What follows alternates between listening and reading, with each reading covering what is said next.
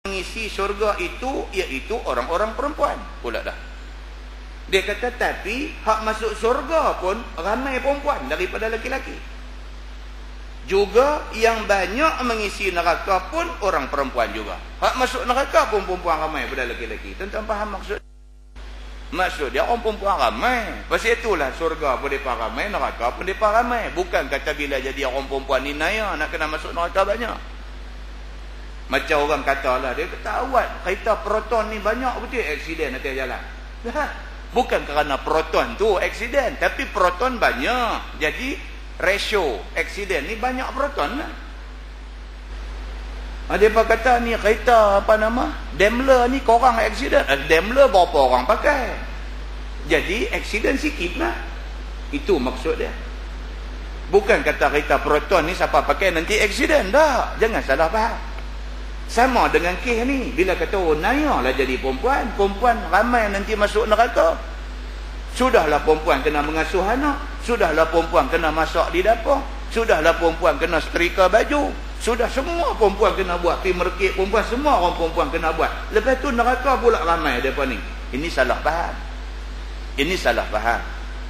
Maksud dia apa dia? Maksud dia orang perempuan ramai. Oleh kerana dia ramai di syurga berbanding dengan laki-laki. Dan dia ramai di neraka berbanding dengan laki-laki. Kerana dia ramai. Itu maksudnya. Baik. Dia kata dan telah datang khabar mengatakan kebanyakan orang yang menjadi isi syurga itu ialah orang-orang yang fakir pada masa dia dalam dunia. Ada pula hadis lain dia cerita orang yang ramai masuk syurga ni orang miskin. Dia kata. Tapi tuan-tuan kena ingat, ada pula hadis lain Nabi kata kadal faqru ayyakuna kufra. Hampir-hampir kefakiran menyebabkan jadi kufur. Terlampau miskin sampai peringkat dia maki Tuhan. Jadi kemiskinan bukanlah satu advantage untuk kita masuk surga. Dia bergantung kepada orang tu sendiri. Kalau sekiranya dia miskin, tetapi dia miskin yang mengabdi diri pada Tuhan, selamat dia. Tapi kalau dia miskin, tapi miskin yang duk marah takdir Tuhan pada dia, lingkup dia. Sudahlah di dunia miskin, di akhirat dia merana. Ini ceritanya. Baik, tetapi dia kata kalau sekiranya dia beriman dengan Allah Subhanahu wa taala dan rasulnya, fakir itu akan dapat masuk surga. Bermula dalil yang menunjukkan yang demikian adalah hadis yang dikeluarkan oleh Imam At-Tirmizi. Kata dia an Ibni Abbasin radhiyallahu anhu yaqul qala Rasulullah sallallahu alaihi wasallam ittala'tu fil jannah fara'aitu aktsara ahliha al-fuqara. Diriwayatkan daripada seorang sahabat Nabi sallallahu alaihi wasallam, nama dia Abdullah bin Abbas radhiyallahu anhuma. Kata dia Nabi sallallahu alaihi wasallam telah bersabda, telah aku lihat dalam syurga dengan izin Allah dan aku nampak kebanyakan ahlinya orang-orang fakir. Nabi kata macam tu. Tuan-tuan, kita kena ingat, Nabi dia masuk dah syurga. Nabi dah masuk syurga dah. Masa peristiwa Isra' dan Mi'raj itu, Nabi SAW dibawa dan Nabi dah pun dibawa masuk dalam syurga.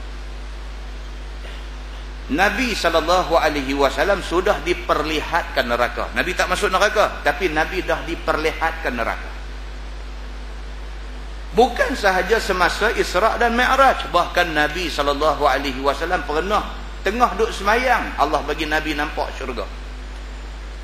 Sehingga kadalah hadis cerita, kata Nabi tengah duduk semayang, Nabi jadi imam, sahabat-sahabat jadi makmum. Tengah duduk semayang tu, Allah bagi Nabi nampak syurga. Nabi hanggau tangan dia macam nak ambil satu benda. Sahabat yang duduk semayang belakang ni tengok apa hal Nabi ni, tiba-tiba dia hanggau tangan macam tu. Duduk saat lagi pula Nabi tengah-tengah semayang, Nabi macam melayah badan dia. Macam melayah badan dia, macam nak elak satu benda. Sahabat yang duduk semayang belakang Nabi ni tak tahu apa cerita. Sehinggalah habis semayang, selepas selesai Nabi bagi salam dan sebagainya, Nabi beralih kepada sahabat dia. Dan sahabat pun tak sabar terus tanya Nabi. Sahabat kata, ya Rasulullah, pasal apa tadi tengah semayang nampak kamu macam nak sambang satu benda? Nabi kata Allah Subhanahu wa ta'ala nampakkan kepada aku kebun syurga, dan aku teringin nak ambil buah dia supaya aku boleh tunjuk dekat kamu semua ini buah daripada syurga Allah. Tapi ternyata aku tak dapat nak ambil buah tu. Sahabat kata, dah tadi nampak macam melayah, macam nak tepih satu benda. Nabi kata, Allah nampakkan kepada aku azab neraka, dan aku nak tepih percikkan api neraka daripada mai ke arah aku. Muslimin dan muslimat yang dirahmati Allah sekalian, kerana inilah Nabi kata dekat sahabat dia. Nabi kata, kalaulah sekiranya Allah buka hijab dan Allah nampakkan kepada kamu yang kata neraka tu macam mana, Nabi kata, nescaya beriman seluruh penduduk dunia. Muslimin dan muslimat yang dirahmati Allah sekalian, ni cerita yang Allah bagi dekat Nabi SAW. Dia kata, sebab pun orang fakir itu jadi banyak isi syurga, kerana orang fakir itulah orang yang ada banyak ingat kepada Tuhan dan takut kepada-Nya. Oh, tu dia. Dia kata secara umumnya, orang yang tak kaya ni lebih banyak masa nak ibadat dekat Tuhan. Orang yang tak kaya, kita malam tak ada mesyuarat apa, kita boleh main masjid mengaji. Orang kaya mesyuarat banyak. Sebulan ada 30 hari, 31 hari, dia mesyuarat 60 kali. Siang ada mesyuarat, malam ada mesyuarat, pagi ada mesyuarat, petang ada mesyuarat. Hidup dia dengan mesyuarat aja. Isnin sampai Sabtu mesyuarat di tempat kerja. Hari Ahad mesyuarat untuk aktiviti sosial, mesyuarat khairat kematian. Orang kaya ni mesyuarat ni tak habis. Orang kata lama tak nampak masjid. Allah, dia kata mesyuarat tak habis. Mesyuarat apa yang dia mesyuarat pun kita tak tahu. Sehari dua mesyuarat, sehari dua mesyuarat, sehari dua mesyuarat. Tengok dia kau dah berkarat, tak nampak apa pun. Tak nampak satu perubahan ke arah lebih baik dalam agama. Tapi mesyuarat sehari 2 kali. Nampak? Kerana kesibukan itu, korang masa untuk agama. Sibuk tuan-tuan. Bila sibuk ni kita tak ada. Agama ni dia kalau sibuk dia tak ada. Kita kerja, kita balik kerja sampai pukul 6.45. Sampai pukul 7. Dah nak malam dah. Sampai nak kelang kabut mandi, nak pakai baju, nak pergi masjid, nak mengaji. Kalau tak cukup kuat, tak boleh buat. Kalau tak cukup kuat, dia kena cukup kuat. Balik pukul 7 pun sampai di rumah, mandi, bumbram, main mengaji. Betul-betul kuat, boleh dapat. Kalau tak kuat, habis situlah. Tak dan, dia kata bukan tak teringat nak pergi. Dia kata jumpa kawan-kawan hadap pergi mengaji ni berasa segan. Dia kata pasal kita tak pergi lama. Dia boleh kata lagu tu. Pasal apa? Pasal dia tak boleh pergi. Dia tak dan dah, masa bagi dia ni tak cukup dah. Kalau boleh dia nak minta bukan 24 jam sehari. Kalau boleh dia nak minta 48 jam sehari. Supaya 24 jam hak sibuk tu tolak pergi sebelah, hak lagi 24 jam dia boleh hatung untuk maslahah dia. Orang susah, bila dia hisap, dia banyak kebajikan. Dia lepas sembahyang subuh boleh baca Quran. Dia lepas sembahyang zuhur boleh baca Quran. Dia dah lepas dah sembahyang asar boleh baca Quran.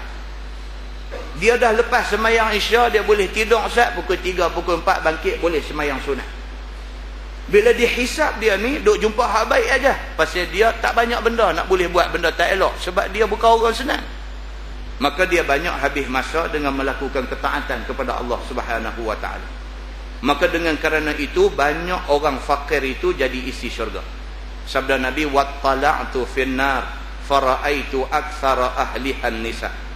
Dan aku lihat dalam neraka, dan aku nampak kebanyakan isi neraka itu orang perempuan. Nabi kata, sebab pun banyak orang perempuan itu jadi isi neraka, ialah kerana kebanyakan orang perempuan jahat perangai. Dia kata kebanyakan jahat, dan kebanyakan mereka ini jahil.